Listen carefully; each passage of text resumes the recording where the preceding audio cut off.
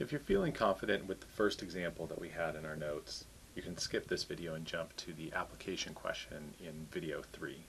But this one does require a little bit more of us than the first one did because we don't have a variable that's quite as easy to get rid of those 2 times like we did with the y in the first example. Now we can choose any one of these variables to be our target. For no reason other than I think it's probably the easiest, I'm going to target the x's because I can get away with just multiplying one of the equations one time to combine them so that I could get rid of the x's instead of having to do it multiple times. So for example, I can go ahead and subtract these 2 equations and that will get rid of the x's. I'm going to have to be careful with my subtraction with the negative signs that I have all over the place, but we'll make it.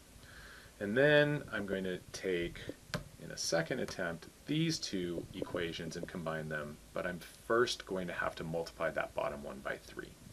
So we'll start with the easier task. I'm going to rewrite those bottom 2 equations. So I've got x minus y plus z equals 4. And then the bottom one is x minus 4y minus 5z equals negative 14. And so now, like I said, I'm going to have to subtract that bottom equation.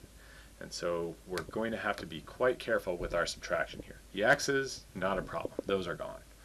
But now it's negative y minus negative 4y. And so when we do that, negative y minus a negative 4y, that becomes negative y plus 4y. Well, negative y plus 4y is 3y. So we have to be careful to realize that we're subtracting the negative here, which turns it into addition. Same thing is true on the next piece. We have z minus negative 5z, so think of that as z plus 5z, subtract a negative, so it becomes plus. So z plus 5z is 6z. And then we have to do that one more time, 4 minus negative 14, so that becomes 4 plus 14, so we get 18. So we've eliminated x once. So now we're going to have to do it again. So we're going to use these top 2 equations this time, but again, in order to get the match on the x's, I'm going to have to multiply the bottom equation by 3 so that I can subtract those equations and get the x's to disappear. But the top one, I'm going to copy it as it is. So 3x minus 2y plus 4z equals 15. And then I'm going to multiply everything in this equation by 3. So I'm going to get 3x minus 3y plus 3z. And don't overlook it, we've got to multiply that 4 on the other side, so equals 12. And now once again, I'm going to subtract these equations to get rid of the x's. So if we do that, the x's are gone. We have that same issue only once this time where we're subtracting a negative, so negative 2y minus negative 3y becomes negative 2y plus 3y, which is just y. Now it's 4z just minus 3z, so that's just going to be z. And then finally 15 minus 12, so we get 3. And so now we've gotten to a place where we have 2 equations with the same 2 variables y and z. So just like we did before, I'm going to port over here, and so we've got 3y plus 6z equals 18. I've got y plus z equals 3.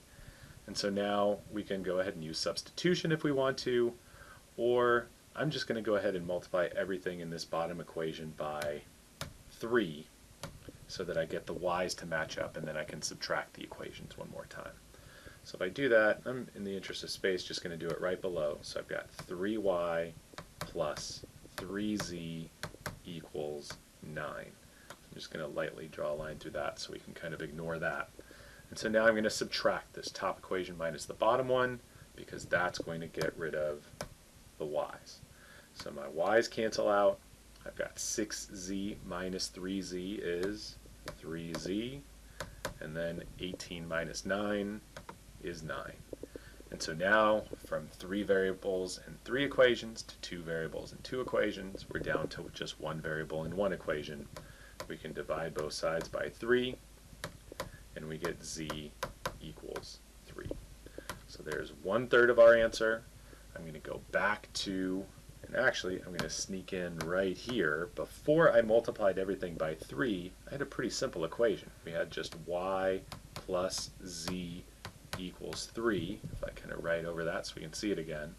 So I'm going to replace the z with a 3.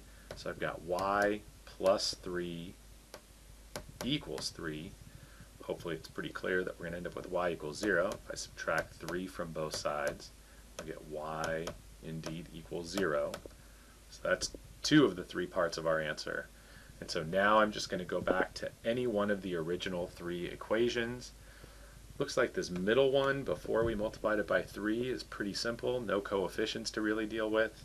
So I'm going to have x, we'll go ahead and do that in green, x minus 0 plus 3 equals 4.